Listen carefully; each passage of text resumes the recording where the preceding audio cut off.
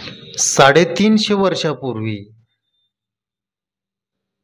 या महाराष्ट्राने गडकोट पाहिलेले आहेत, पाहत आहे. परंतु त्या गडकोटाची एखादी पायरी देखील ढासळलेली नाही. ही दूरदृष्टी राजा शिवछत्रपती शिवाजी महाराज यांची होती. कारण 350 वर्षापूर्वी बांधलेले गडकोट जर शाबूत राहत असतील, त्या एखाद्या राजाची जर एवढी मोठी दूरदृष्टी असेल, तर या महाराष्ट्रातील बडवेगिरी करणाऱ्या राजकारत्यांनी एकच आव्हान करतो, नको त्या ठिकाणी राजकारण करू नका. ज्या राजाने 350 वर्षापूर्वी अखंड हिंदुस्थानवर मोगलांचं अर्थात औरंगजेबाचं राज्य होतं, त्या औरंगजेबाला जेरीस करून या महाराष्ट्रामध्ये येण्यासाठी मजबूर केलं, एवढी तुमची अवकात नाहीये. नमस्कार, मी परमेश्वर कदम. आपण पाहत आहात रणसंघर्ष डिजिटल न्यूज मीडिया. या चॅनलला आपण नवीन असाल तर त्याला लाईक करा, शेअर करा व सबस्क्राईब करायला विसरू नका.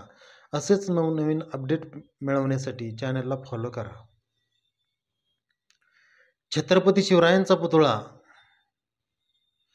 व येणारी लोकसभा डोळ्यासमोर ठेवून याच भाजप समर्थकांनी महाराष्ट्रातील मालवणच्या राजकोट या किल्ल्यावरती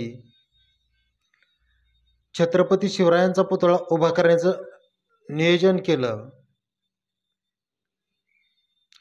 एखाद्या महापुरुषांचा ब्रॉन्झचा पुतळा जर बनवायचं म्हटलं तर त्याला साधारणतः 3 ते 3.5 वर्षे लागतात. पुतळा बसवायच्या पूर्वी किंवा बसवल्यानंतर त्याची ट्रायल असती की तो पुतळा कितपत स्थिर राहील किंवा त्या पुतळ्याला कोणतीही वित्तहानी होणार नाहीये. या सर्व गोष्टीची जी काय ट्रायल असती ती घेतली का, या सर्व बाबीचा विचार केला तर महाराष्ट्रातील या ट्रिपल इंजिननं मुतापोटी व मतापोटी हातात धरण्याचं काम केलेलं आहे. लोकसभेच्या आधीच आपल्याला छत्रपती शिवाजी महाराजांचा पुतळा उभा करायचा हा चंग बांधला. बरं, महाराष्ट्रामध्ये छत्रपती शिवरायांचे पुतळे नाहीत का? त्यांना काही झालेलं नाही. मग तुमच्याच काळामध्ये असं का होऊ लागतंय? छत्रपती शिवरायांच्या पुतळ्याला नेमकं असं काय घडलं की तो पुतळा पडला? महाराष्ट्राचे मंत्री महोदय, अगदी मुख्यमंत्री म्हणतात हवेच्या वेगाने तो पुतळा पडला. मित्रांनो, ही सांगण्यासारखी गोष्ट नाहीये. हवेच्या वेगाने जर पुतळा जर पडत असेल, आजपर्यंत महाराष्ट्रामध्ये महाराजांनी ज्या काही गोष्टी केलेल्या आहेत, जंजिऱ्याचा किल्ला कुठं आहे हो? कशात आहे? तो किती दिवसात ढासळायला पाहिजे होता? का ढासळला नाहीये? कारण इमान इतबारे काम करणारी माणसं होती, एकमेकांना सामावून घेणारी माणसं होती. परंतु यांना घाई झालती लोकसभेची, कारण जरांगे पाटलांनी इकडून हिवराची मेक मारलेली होती ना, एक मराठा लाख मराठा करत. मग मराठ्यामधलं किंवा शिवप्रेमींचं मतदान आपल्याला कसं वळल, ह्या दृष्टिकोनातून या भांडगुळांनी छत्रपती शिवाजी महाराजांचा पुतळा 4 डिसेंबर 2023 रोजी त्या पुतळ्याचं भारताच्या पंतप्रधान यांच्या हस्ते केलं आणि पुतळा अवघ्या 8च महिन्यात अवघ्या 8च महिन्यात ढासळतो.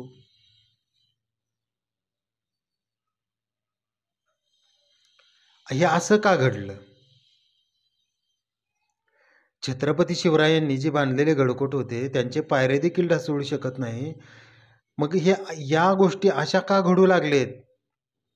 बरं, पुतळा पडल्यानंतर जे काही विरोधक असतील किंवा शिवप्रेमी असतील ते राजकोट किल्ल्यावर जाऊ लागले, तर तिकडे मात्र राणे सर्वांना दम देतोय. म्हणजे ज्यांना खासदार बनवलं गेलं त्या राणेंना 18 वर्षाच्या मुलासारखा जर जोश असेल तर 18 वर्षाच्या मुलामध्ये किती वर्षाचा जोश असायला पाहिजे?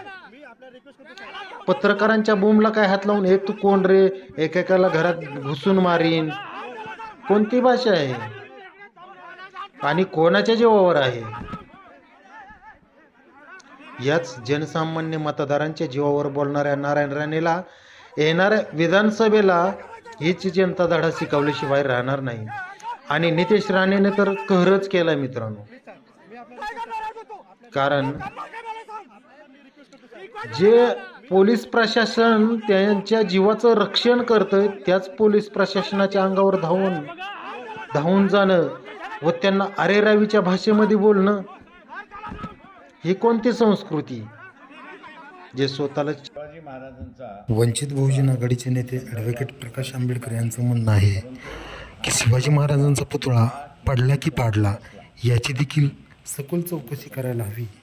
हीच सर्व महाराष्ट्रातील तमाम शिवप्रेमींची मागणी आहे. शिवाजी महाराजांचा पुतळा संदर्भात बरेच विधान आलेले आहे, परंतु धातूचा पुतळा हा कितीही कमजोर असला तरीही तो पडू शकत नाही. जुन्या काळामध्ये बाबासाहेब असतील, महात्मा फुले असतील यांचे पुतळे गावागावामध्ये बसविण्यात आले आणि तेही नुसते चबुतऱ्यात बसवण्यात आले. पण ते पुतळे कधी पडल्याची बातम्या कधी आल्याच नाहीत. फोडण्याच्या बातम्या निश्चितपणे आल्या, विटंबना झाल्याच्या बातम्या निश्चितपणे आल्या, विद्रूप करण्याच्या भाषणा निश्चितपणे आल्या, परंतु ते पडले आणि फुटले अशा कधीच बातम्या आलेल्या नाही. या सगळ्या अनुभवावरनं मला आता संशय येतोय की हा पुतळा पडला की पाडला.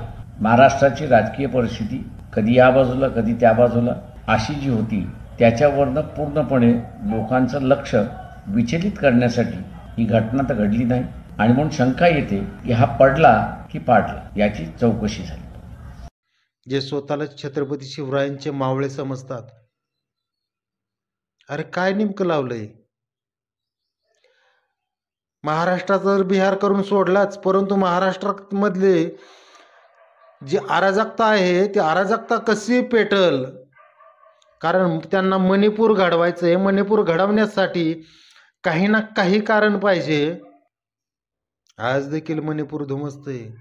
मणिपूरमध्ये आज देखील आमचे राजकीय पुढारी जायला धजवत नाहीयेत. अशा अनेक किती गोष्टी आहेत. कोलकात्यामधील डॉक्टर तरुणीचा बलात्कार करून हत्या करण्यात आली. बदलापूरमधील 2 चिमुरड्यांवरती असेच गैरकृत्य करण्यात आलं. कोल्हापूरमध्ये देखील असंच घडलंय. अरे जे दिघे साहेबांचे वारस, विचारांचे वारस समजतात, यांना माझा एक सवाल आहे. दिघे साहेबांनी अशा लाडक्या बहिणी म्हणून त्या लाडक्या बहिणीला 1500 रुपयाची भीक दिलेली नव्हती.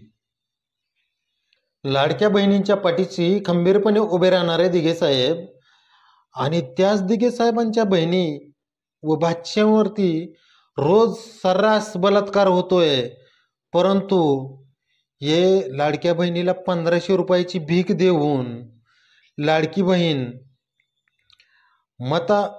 मतरूपी पेटीमध्ये जमा करण्यासाठी यांचा चाललेला आटोकाट प्रयत्न. अरे नेमकं कशाचं धोरण आहे? अफजल खानाच्या